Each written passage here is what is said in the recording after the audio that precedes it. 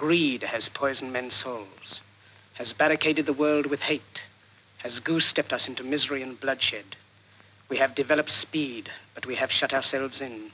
Machinery that gives abundance has left us in want. Our knowledge has made us cynical, our cleverness hard and unkind. We think too much and feel too little. More than machinery, we need humanity. More than cleverness, we need kindness and gentleness. Without these qualities, life will be violent, and all will be lost. Welcome to Rabble Rants. I'm Santiago Helo Quintero, and alongside Jessa McLean, we're going to unpack the stories that have us most riled up and challenge the narratives around them. Last week, Trudeau, in another pre-budget announcement, made some promises around tenant rights, which, if you've been listening to the show, is something we've been talking about quite a bit. As always, I look at these announcements with perhaps an unhealthy level of skepticism, but I'll do my best to break it down with as much of Santiago's hopefulness as possible because he's not with me today. But before I go over the actual details of the announcement and give my 2 cents, I'd like to ask you to share the episode with a comrade or two. Our content is for the masses, so your boosts absolutely make a difference in getting the word out there. Be sure to tag us at BP of Disruption so we can brag about it. All right, back to the Liberals. I'll give them a bright spot before I tear apart the details of their appeal to renters. One thing this announcement and all the talk around it does is give a nod to very pressing issues for renters. Things like high rent, rent evictions, and abusive landlords. To have the Prime Minister get up there on his platform and say those terms even, rent evictions and abusive landlords, I mean, he doesn't just acknowledge their issues that face a lot of people, but he also implies by his actions and his words that it's the government's role to intervene. Now, how much he can actually intervene is yet to be tested. There are provincial jurisdiction issues around the feds implementing this, but it surely is a standard to set that to say out loud in his position that the exploitive housing market isn't going to fix itself. That being said, it also isn't going to be fixed by these changes either. Nor do I think he's being sincere in what he's doing, but that will become obvious to you as I go through this. Now, I know most folks probably are aware of high rents, that they exist. 30% of people here in Ontario rent, and rents, they've just skyrocketed over the past 4 years in particular. The issue's been covered extensively, but rent evictions hasn't nearly gotten enough attention. We did an episode in March with organizers from Acorn, Ottawa, and Hamilton on exactly this. Their report that Acorn, Ontario issued just right before that interview is eye-opening, and it only shows a portion of the picture. They pulled all their data, like most folks do, from the records that are available, but they made sure to note over and over that the reality is many landlords don't have to or won't register with any kind of authority. Most landlord-tenant relationships are what you would call off the books. And so the situation is always worse than what the data will show. That relationship also makes the implementation of a lot of suggested policies very difficult. Either way, rent eviction rates in places like Ottawa have gone up over like 500%. This is a trend that's seen right across the country. Ottawa's in particularly bad, but all urban centers are suffering from this. And it's trends like these that pave the way for extremely high rents. To get an idea of the impact that they have and how folks are organizing against rent evictions, be sure to listen to that interview. We called the episode Fighting Rent Evictions Locally with Ontario Acorn. And another thing that they talked about in that interview was the need for legal advice when folks are being served with an eviction notice or harassed by landlords. And that brings us to the first detail. We don't get many details of this Liberal announcement that we're talking about, the renters' rights announcement. The Liberals have promised $15 million in a tenant protection fund. This has been earmarked in the spring budget, which we are expecting on April 15th. what that $15 million is supposed to do is be dispersed throughout their country and fund legal aid organizations. The kind of organizations that would help tenants in their fights against rent evictions and abusive landlords and through their hearings at the landlord tenant boards and stuff like that.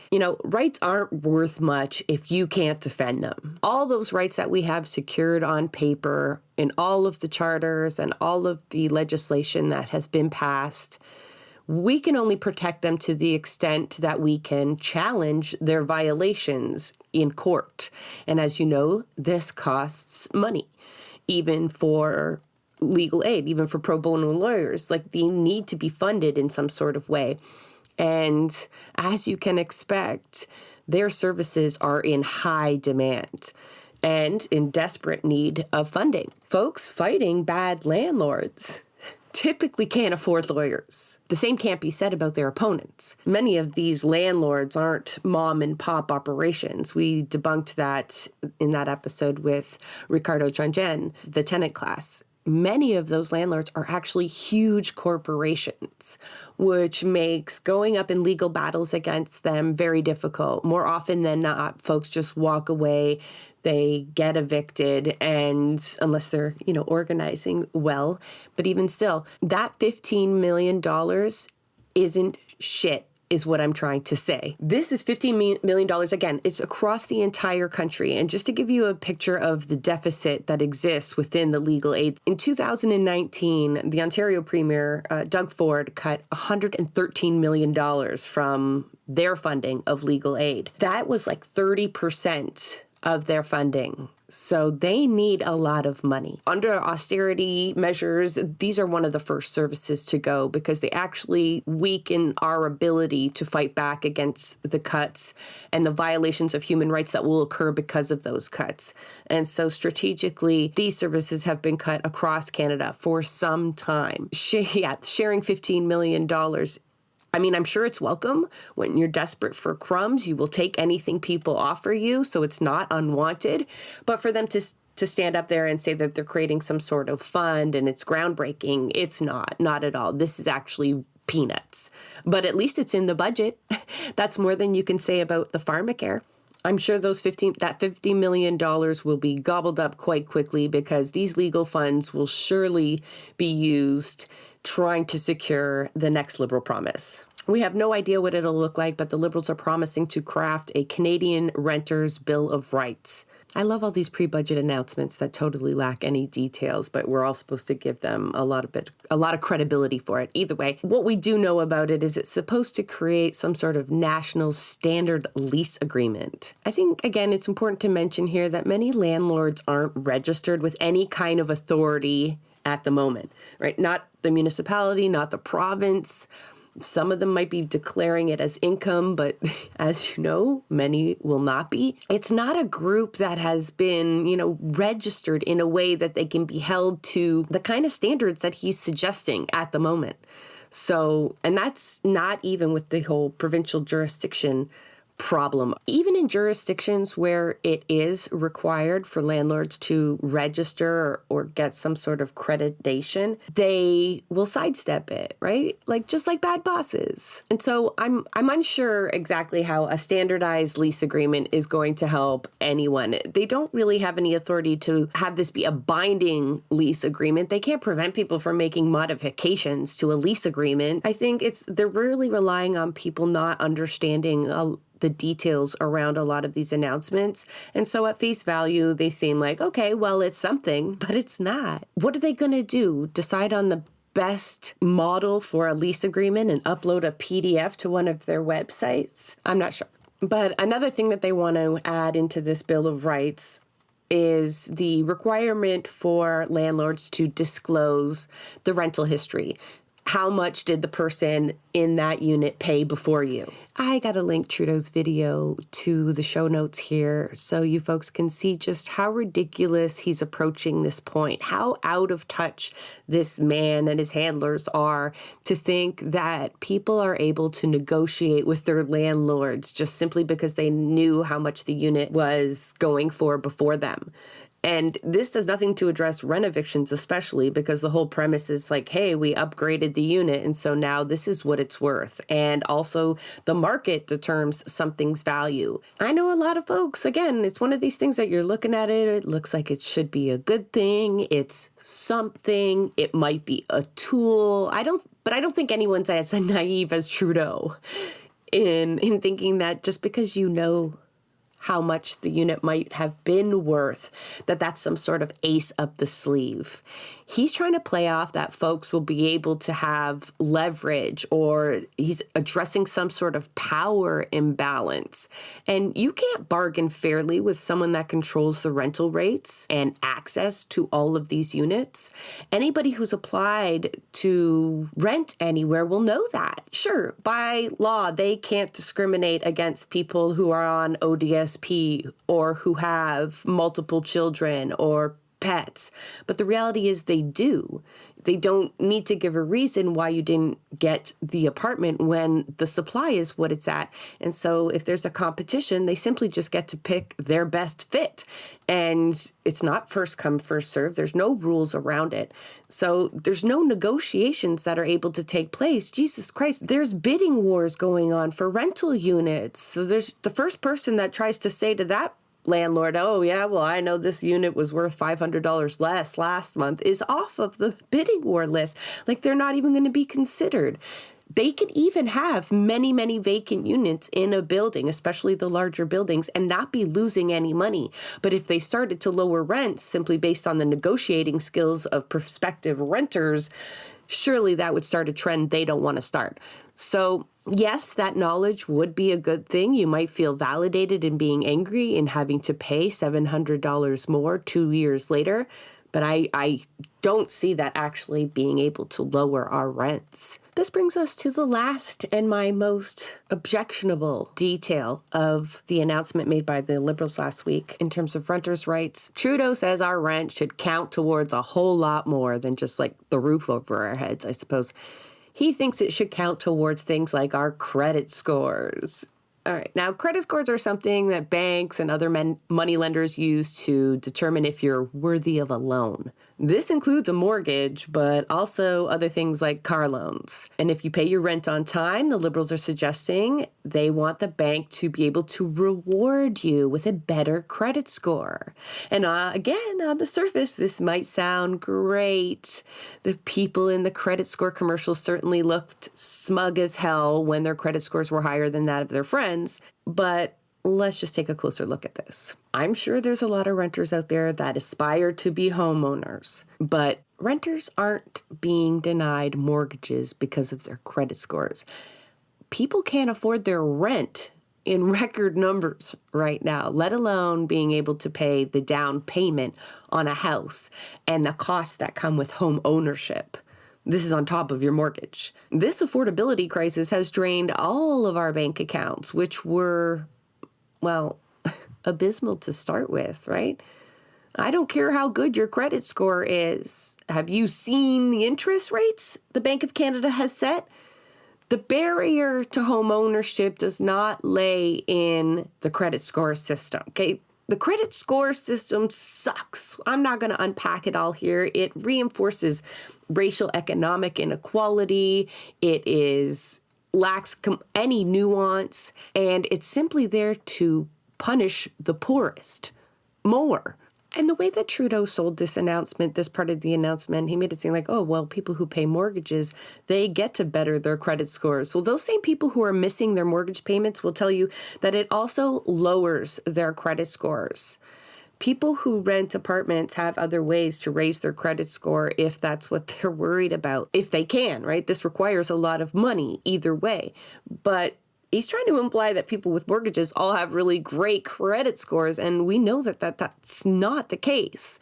And that's also to point out that presumably this tying to the credit score goes both ways. Late payments would also count against your score. I can't see them setting up a system that didn't have penalties alongside of these so-called rewards. Participating banks will surely insist folks that are in arrears be punished, right? This is never going to be just a one-way system. It never works that way. And so what does the flip side mean for people? It means the poorest are going to suffer. Again, folks unable to pay on time will find themselves in deeper and deeper holes. I mean, that is what the credit score is designed to do, right? It's there to distinguish the classes based on their ability to pay. And let's also remember that banks are not the only ones using credit scores. Employers are also now using them to weed through prospective employees. Credit scores are bullshit. So you could be denied employment and denied a way to improve your credit score, because this is a life goal now, right? Because you have a bad credit score. It's a cycle. And it's meant to be. And this is just one more tool. It's just one more power imbalance that'll exist, especially for folks who can't or maybe won't pay their rent, right? What does this mean for the tenants that are out there trying to fight back against bad landlords? Folks like the York Southwestern Tenants Union who have people on rent strikes. These are situations where people have horrible landlords, slumlords, companies trying to squeeze as much profit out of property as possible. And so as a means of last resort, rent strikes are happening where people are withholding their rent in order to press the situation. Like withholding your labor, sometimes it's the only card you have. When we spoke to Bruno from the York Southwestern Tenants Union, he talked about the work that went in to getting as many people as possible to sign up. First, just with a tenants union, but then when it came to that time where it was time for a rent strike, although most people agreed that there was no other tool at their disposal and they had tried everything else, that's still an uphill battle to try to convince people to withhold their rent. The folks at Acorn, Ottawa, and Hamilton also told us how almost half of tenants simply leave when they're issued an N13. There's this real deference to authority that exists in everybody inherently, the way that we're brought up, right? Actually, not inherent, but it's from the environment that we're brought up in. And so tenants will always be a little bit hesitant, at least until we empower folks, right? Until we empower ourselves to understand what we hold. But there will be hesitation to push back against landlords. They control your shelter. I mean, it's getting done, but it's a struggle because that power imbalance exists. The fear of reprisal is real, and the difficulty in staying housed weighs on people's minds. So adding another point of leverage to landlords in this situation of a rent strike, who can then use this credit score penalties as a viable threat. Right, I imagine them sending a leaflet to every door explaining what a credit score is and how a bad one can harm you and how withholding your rent even for 1 month can be detrimental to the future of your family. And they wouldn't be all that wrong.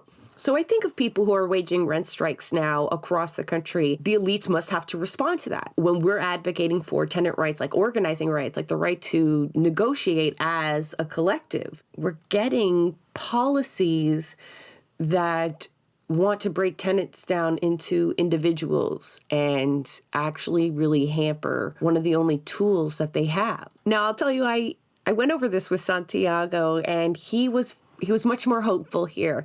He believed that, and I hope that he's right, that people faced with the conditions that they're faced with, that are on rent strike or that are facing slumlords, organizing around that they won't be daunted, that the victories that they're fighting for are too important to be scared off by the threat of a credit score. And to further that point, the political conditions under which these housing announcements are being made tells us that this is a response from the wealthy trying to control the situation beneath them. This is just another political game by the folks paid to string us along, keep us in line. It's also a move against Trudeau's biggest opponent right now, right? Who will surely offer nothing to renters at all, despite the fact that Conservatives have been making housing one of their points of interest. They've made Trudeau a real target here, but that's an easy game for them, And Trudeau has been in power for a long time. And in those years, renters have seen increases we have never seen before. Whether they're his fault or not, nobody cares. At this point, nobody cares. Who implemented what 12 years ago under Harper? You can't use that. Hell, folks starting to vote now weren't even born when Harper took power.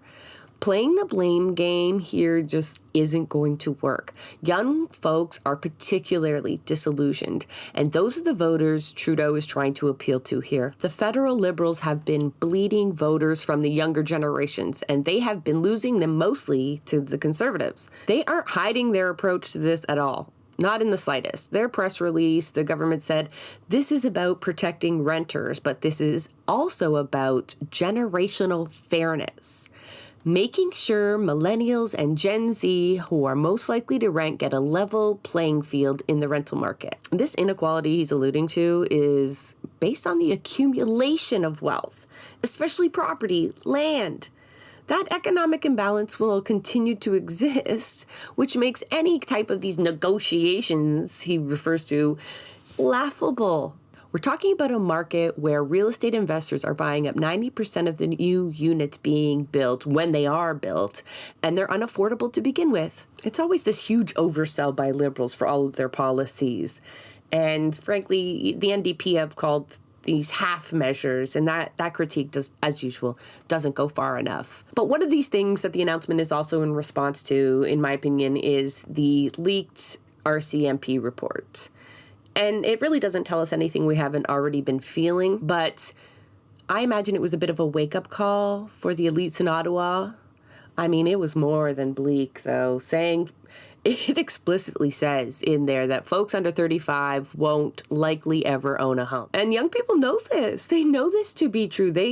This is their lived experience. I saw another one of those happiness index surveys. It showed younger people, I think 35-ish was the age range there, ranked us at 56th, ranked Canada 56th in happiness. Again, eye roll, but that was exceptionally lower than their boomer counterparts was the point. And that was evidenced in another section, the RCMP aptly titled Popular Resentment. They go and say the coming period of recession will accelerate the decline in living standards that the younger generations have already witnessed compared to earlier generations. Meaning we can see that there was a certain level of living standard and it is declining and rapidly declining without any hope for it turning around. And this decline in living standards, they say, will be exacerbated by the fact that the difference between the extremes of wealth is greater now in developed countries than it has been any time in several generations. I'm sure we were all meant to read that report in the end, and I can only imagine that folks that make decisions read it long before us. I see real promise in that report. That might sound strange, but I guess not if you've been listening, right? We also do a podcast called Blueprints of Disruption. And to know that people are getting to a point where they might be willing to risk a little bit more or at least understand their power and the need to push back and a sense of urgency. We always wanted to talk about how it wouldn't take getting to a certain point, right? So we wouldn't have to experience such oppression and turmoil in order to fight back, that we could perhaps look at other examples before we got to that point. But I think the reality is people do need to experience more people. It has to be a critical mass of kind of lived experience of poverty and oppression in order to convince people that the systems are not working for them. And we're seeing this, and Trudeau thinks he can address this generational economic gap with these measly measures. He is largely underestimating the same youth he's appealing to. He's underestimating their ability to recognize this for what it is. And the RCMP are predicting civil unrest from it all. Thankfully, we are actually seeing this play out in real time with things like rent strikes, clashes with police, and a breakdown of trust in the systems they need us to believe in order to better control us. So not only have the police cracked down in response to this, but their authority over us is eroding. The tighter the fist, the more that falls through, and the more they show their violence and illegitimacy, the more people will resent their place of power. It's why their budgets are up too. They know what's coming. But it's the left's job to make sure that all of that action is directed in the right way, that we're pointing up. Because if the conservatives are able to harness this angst that the RCMP can even smell, then that's not going to be good. And it's going to take measures that go far beyond any kind of renter's bill of rights to tame that. Because we know the ultimate goal of the Liberals is not actually to address the economic gaps that exist. They are there to exacerbate it. They are here for wealth accumulation, but they are also here to maintain the systems. And the systems won't continue to exist if the imbalance is too great. And they know this. It's this dancing game.